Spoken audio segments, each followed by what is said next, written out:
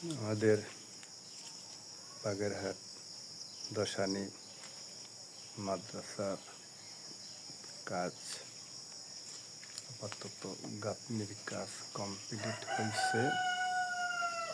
এখন উপরে চালের কাজ করতে হবে।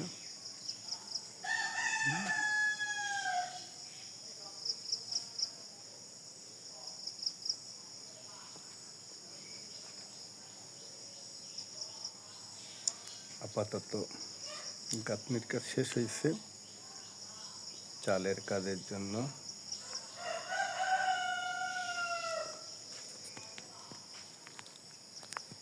মাদ্রাসা তো এখানে ছিলই না। পিসাব হুজুরের ওসিয়াতনামার ভিতরে এখানে হেফজখানা লেখা, এখানে একটা হেফজখানা থাকতে তার মাজারের সংলগ্ন, কিন্তু অদ্যবধি এটা হয় নাই। খুলনার ইউসুফ সাহেব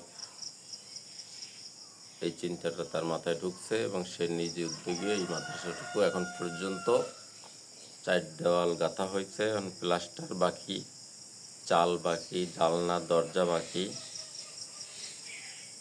অনেক কাজই বাকি। শুধুমাত্র 4টা ওয়াল গাঁথা শেষ হয়েছে। তো আপনাদের সকলের সহযোগিতা কামনা করি এই ব্যাপারে।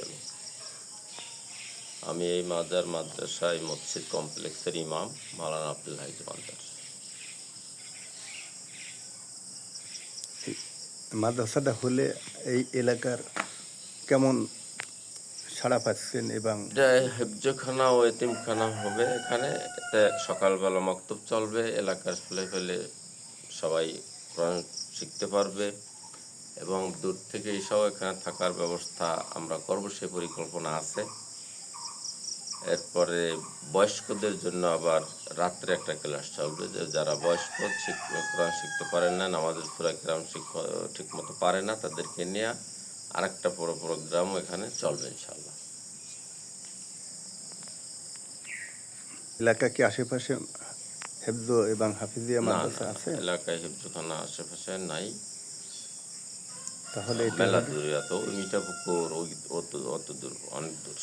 তাহলে এলাকার বাসিন্দার অনেক উপকৃত হয় আলহামদুলিল্লাহ। তাই ভাই, আপনাদের দোয়ায় আল্লাহ রহমতে অনেক কাজ কমপ্লিট হয়েছে। আমরা সবাই দোয়া করব যে মাদ্রাসাটা সম্পন্ন অতি তাড়াতাড়ি করতে পারি। আসসালামু আলাইকুম ওয়া রাহমাতুল্লাহি ওয়া বারাকাতুহু।